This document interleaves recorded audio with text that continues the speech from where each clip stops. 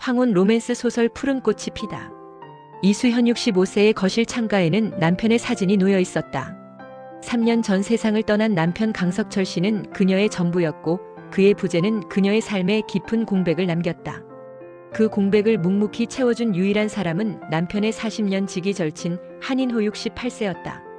이노 씨는 매년 석철 씨의 기일과 명절은 물론 수연 씨 집에 수도가 얼거나 전구가 나갈 때마다 묵묵히 찾아와 일을 처리해 주었다. 그는 자식들에게도 이노 삼촌으로 불리며 가족의 일부였다. 어느 늦은 가을 저녁 석철 씨의 묘소를 다녀온 후였다. 수연 씨는 이노 씨가 사준 따뜻한 커피를 마시며 나지막이 말했다. 이노 씨가 없었으면 이 3년을 어떻게 견뎠을지 모르겠어요. 당신은 정말 의리 있는 사람이에요. 이노 씨는 커피 잔을 내려놓았다. 그의 눈빛이 평소와 달랐다. 깊고 무언가를 숨기려는 듯 떨렸다. 수연아. 그는 평소처럼 수연 씨가 아닌 친구의 아내에게 한 번도 써본 적 없는 수연아라고 불렀다. 나는 석철이에게 평생 빚을 갚고 사는 기분이었어. 그리고 그 빚은 너한테도 갚아야 할 것 같았다. 수연 씨는 충격으로 몸이 굳었다. 그녀의 평생을 함께했던 남편의 가장 친한 친구가 남편 몰래 자신을 사랑해왔다는 사실이 믿기지 않았다. 그녀는 죄책감과 혼란 그리고 낯선 설렘이라는 세 가지 감정의 폭풍 속에 휩싸였다. 수연 씨는 이노 씨의 고백 이후 그를 피했다. 고인에 대한 미안함이 너무 컸고 이 감정은 가장 친한 친구의 아내를 탐하는 것이라는 사회적 금기를 깨는 행위처럼 느껴졌다. 그녀가 이노 씨와의 거리를 두려할 때 이노 씨가 갑작스럽게 쓰러졌다는 소식이 전해졌다. 2년 전 받은 암 수술의 후유증이었다. 이노 씨는 항암 치료 후 완치 판정을 받았지만 극심한 외로움과 스트레스로 면역력이 크게 저하된 상태였다. 수연 씨는 망설이지 않고 병원으로 달려갔다. 텅 빈 병실에 홀로 누워있는 이노 씨의 모습은 그녀의 마음을 아프게 했다. 그녀는 매일 병실을 찾아 묵묵히 간병을 자처했다. 죽은 남편에 대한 의무감과 달리 이노 씨를 향한 마음은 이 사람을 잃어서는 안 된다는 본능적인 절박함이었다. 내가 왜 이러는지 모르겠어요. 남편에게 너무 미안한데 왜 당신이 이렇게 아픈 게 나에게 더 큰 고통인지 모르겠어요. 어느 날 새벽 이노 씨의 손을 잡고 수연 씨가 흐느꼈다. 이노 씨는 희미하게 눈을 떴다. 그의 눈가에도 눈물이 고였다. 석철이가 너에게 준 행복만큼 내가 너에게 줄 수 있는 시간이 많지 않다는 게 후회스럽다. 수연 씨는 그의 주름진 손을 자신의 뺨에 가져다 댔다. 그녀는 그 손의 온기를 느끼며 평생 남편의 아내로 살았던 자신이 아닌 이수연이라는 한 여성으로서의 감정을 인정하기로 했다. 후회 하지 말아요. 당신이 나를 얼마나 오래 아껴왔는지 이제야 알 것 같아요. 수연 씨는 몸을 숙여 병상에 기대어 누워있는 이노 씨에게 천천히 다가갔다. 그녀의 심장은 마치 30년 전 첫사랑을 시작하는 소녀처럼 격하게 뛰었지만 그녀의 움직임은 극도로 조심스러웠다. 그녀는 이노 씨의 메마르고 야윈 이마 위에 자신의 입술을 살짝 가져다 댔다. 그녀의 체온이 그의 열기 섞인 피부에 닿았다가 떨어졌다.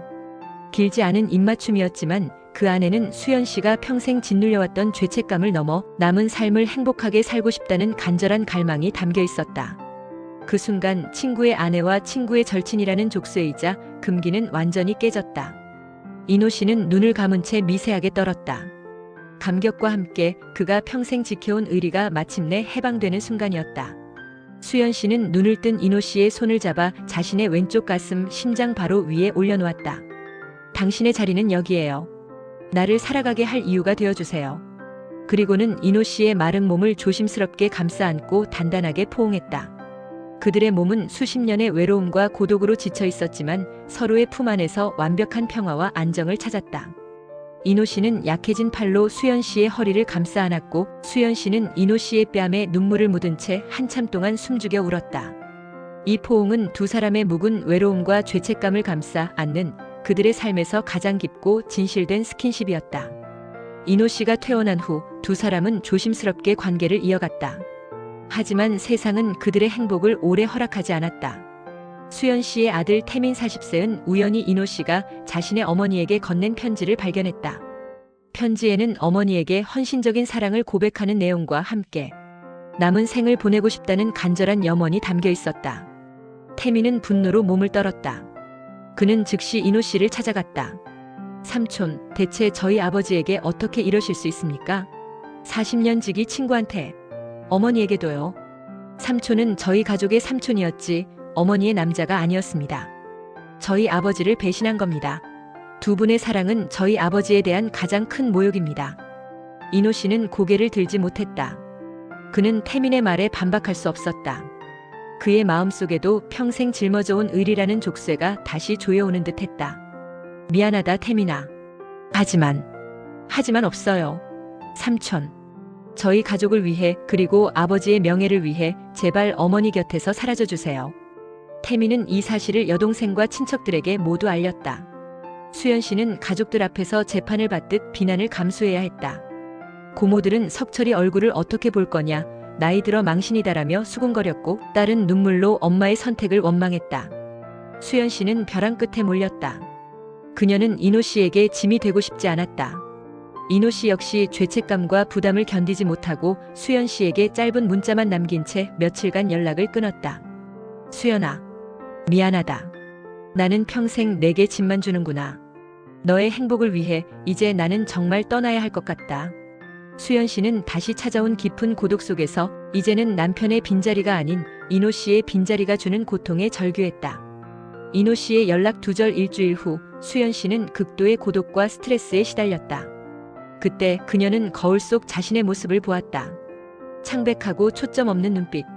나는 누구의 아내도 누구의 엄마도 아닌 이수연이다. 그녀는 이대로 무너지는 것이야말로 남은 삶을 포기하고 죽은 자의 의무 속에 갇히는 가장 큰 죄악이라고 깨달았다. 수연 씨는 자녀들에게 긴급히 가족 모임을 소집했다. 이노 씨에게도 이곳에 와서 함께 내 결정을 들으라고 연락했다.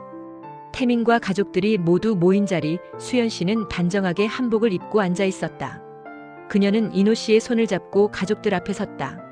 다들 내게 배신자라고 합니다. 석철이에게 의리가 없다고 합니다. 맞습니다. 내가 이노 씨를 사랑한다는 사실은 석철이와의 평생의 관계에 대한 의리가 깨진 것일 수도 있겠지요. 그녀는 잠시 숨을 골랐다. 이노 씨는 그녀의 손을 떨리는 손으로 감싸주었다. 하지만 나는 지금 죽어가는 게 아닙니다. 나는 이 삶을 끝까지 살아내야 합니다. 나는 석철이와 행복하게 살았고 그에 대한 의무는 다했습니다. 이제 나는 이수연으로서 행복하게 살 권리를 찾고 싶습니다. 고인에 대한 의리는 산 사람의 행복을 막을 수 없습니다. 나는 이제 더 이상 외롭지 않을 겁니다. 이노 씨는 나의 남편 자리를 대신하는 게 아니라 나의 새로운 동반자입니다. 태민은 여전히 분노했지만 어머니의 눈빛은 너무나 단호하고 강인했다. 이노 씨는 눈물을 흘리며 수연 씨의 손등에 입을 맞추었다. 수연 씨의 선택을 따르겠습니다. 태민아, 너희들의 삼촌은 여전히 너희를 사랑하지만 이제 너희 어머니의 동반자가 되려 한다. 미안하다. 그리고 이해해 주기를 바란다. 자녀들은 여전히 두 사람을 온전히 축복할 수 없었지만 더 이상 그들을 막을 수 없음을 알았다. 수연 씨는 자신의 행복을 위해 가장 큰 금기를 깨는 결단을 내린 것이다. 수연 씨와 이노 씨는 이내 조용히 결혼 신고 없이 동거를 시작했다. 이노 씨는 자신의 집을 팔아 수연 씨의 집 근처에 작은 작업실을 얻었고 매일 수연 씨의 집으로 출퇴근하는 형태로 새로운 생활을 시작했다. 시간이 흘러 태민은 두 분이 서로에게 의지하며 평화롭게 늙어가는 모습을 보고 조금씩 마음을 열었다. 어느 추석날 태민은 이노 씨에게 먼저 술잔을 건넸다. 삼촌, 오래오래 사세요. 어머니 옆에서요. 그날 밤 수연 씨는 이노 씨의 작업실에 함께 앉아 있었다. 이노 씨는 자신이 평생 아꼈던 수묵화에 사용되는 푸른색 안료를 꺼냈다. 수연아, 내가 평생 숨겨왔던 마음이 이 색깔 같았다. 외로움 속에서 가장 강하게 피어나는 색이지. 이제야 이 푸른색으로 너와 함께 그림을 그릴 수 있게 되었구나. 그는 수연 씨를 바라보며 그녀의 손을 잡았다. 그의 눈빛은 늙은 남자라기보다는 35년 전 그녀에게 첫눈에 반했던 소년의 눈빛 그대로였다. 수연 씨는 웃으며 그의 어깨에 머리를 기댔다. 비록 세상의 시선과 금기를 깼지만 그들의 삶은 비로소 자신들만의 푸른 꽃을 피워내고 있었다. 오늘 이야기는 여기까지입니다. 다음에도 당신의 하루를 사랑으로 가득 채울 이야기로 돌아올게요. 구독과 좋아요는 사랑을 잇는 큰 힘이 됩니다. 감사합니다.